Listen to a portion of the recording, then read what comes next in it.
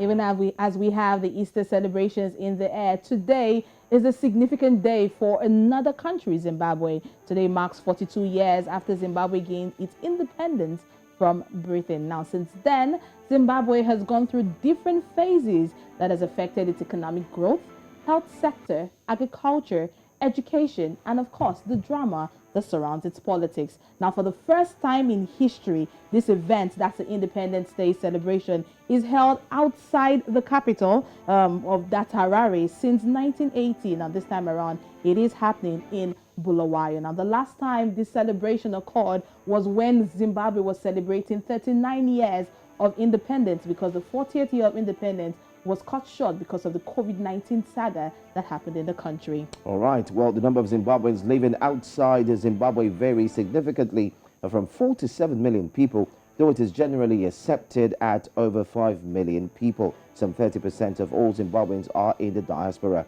One wonders how Zimbabwe diaspora feel about commemorating the Independence Day. Well, joining us from Johannesburg, South Africa is Zimbabwean Bhekilizwe Ndlovu, a behavioral expert living in South Africa. Hopefully, we'll look forward to have him join us in the course of the Breakfast Central so we can discuss how Zimbabweans definitely feel about celebrating their independence while they are also living outside of Zimbabwe. Oluchi, most times you wonder, how do you feel being a citizen of a country where you're outside of that country, and then you're also celebrating when you're not in the country? And from afar, you're seeing how the events are unfolding in your home country. You're seeing your friends, your loved ones, your relatives who are coming out, and they're pretty much excited. They're getting the experience firsthand, and I can say you are getting the experience secondhand as someone in diaspora. Now, the event is scheduled for 17th and 18th of April, that's yesterday and today, under the theme, Leaving No One and No Place Behind. Now, a children's party and a soccer team are part of the event that is lined up for the day. Now, strict COVID-19 protocols will be adhered to, with massive COVID-19 testing exercise that will only admit negative result persons to the venue. Now, people are wondering, why are we not having this event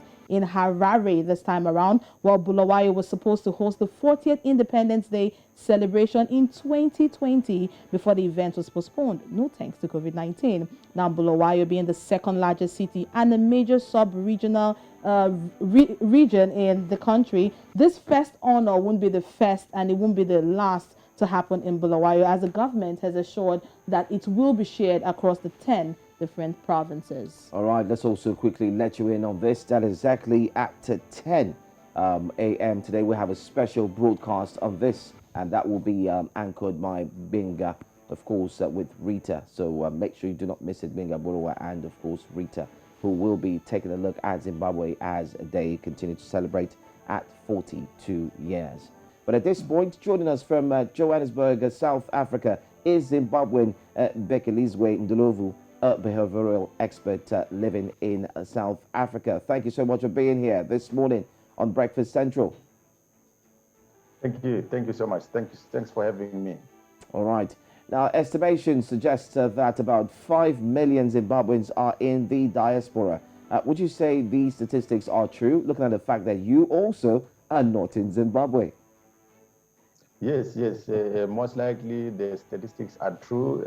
People are scraping a living outside the Zimbabwe for obvious reasons. We have a big political and economic problem at home. And so what happens is that a normal human being then wants to find other ways of surviving. Right, other ways of surviving. Now, as Zimbabweans in the diaspora, are they really celebrating today? I mean, we understand that the celebration is for 2 days, 17th and 18th, that's yesterday and today. Are they celebrating the way they ought to, especially when you brought up the issue of the economic significance? When you look at the economy, you look at the politics in Zimbabwe, let's not forget the election that is coming up and it's getting heated in Zimbabwe. So I didn't get that question. Are Zimbabweans in diaspora, are they also celebrating the way their counterparts in the home country are? Oh yes, they are. So we all have that attachment to the independence that we got. People feel that this has been hijacked by the ruling party, to the extent that there is a sense that some people did not participate independence. But everyone outside the country, inside the country, takes the opportunity to celebrate independence.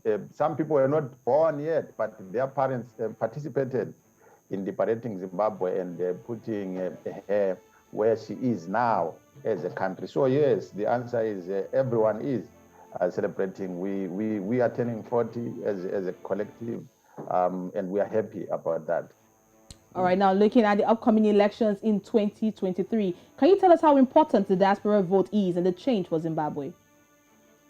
The diaspora vote is important, but I hope you are aware of the fact that we don't vote. If one is going to go vote, they have to go back home and register to vote, and then later go back home to vote. But at the moment, that's difficult, so most people then vote remotely by influencing their relatives whom they support economically to say, let's vote for this particular party. So we don't have a voting right now as the diaspora. All right, just before we let you go, this is a time for your voice and your views to be heard. If you had the opportunity to be with the president himself, what's that pressing issue you would want him to address? If I were to have what? If you had the opportunity to be in the presence of the president of your country, what is that one pressing issue you would want him to address? I think the tug of war between the ruling party and the opposition has become a problem for the ordinary citizen of Zimbabwe. So I would love him to create a space where there could be negotiations to see if there's something like a national transitional authority could be brought into place, and not this tussle, not this tug of war that is at the expense of the ordinary person. So what I would say to him, if I were to get the opportunity to talk to him, would be to say, can we close the gap between the ruling party and the opposition? Because it's really like they are sitting on the back of the ordinary person.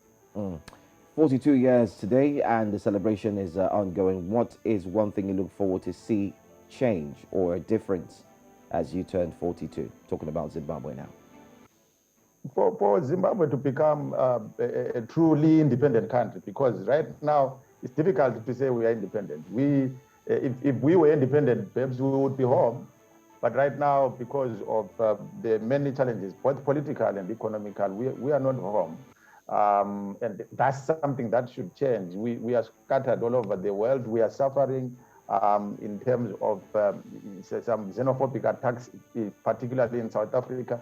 Just recently, a citizen, an innocent, ordinary citizen who worked as a gardener here in South Africa, got killed, brutally murdered by some xenophobic South Africans. So that's something that should change. We should have a true, experience the true meaning of independence in Zimbabwe, where people are able to, do what they want to do, socially, economically, and politically. All right. Thank you so much, behavioral expert living in South Africa, but from Zimbabwe. Thank you, Ndlovu. Mr. Ndlovu, thank you for joining us. Thank you for having me.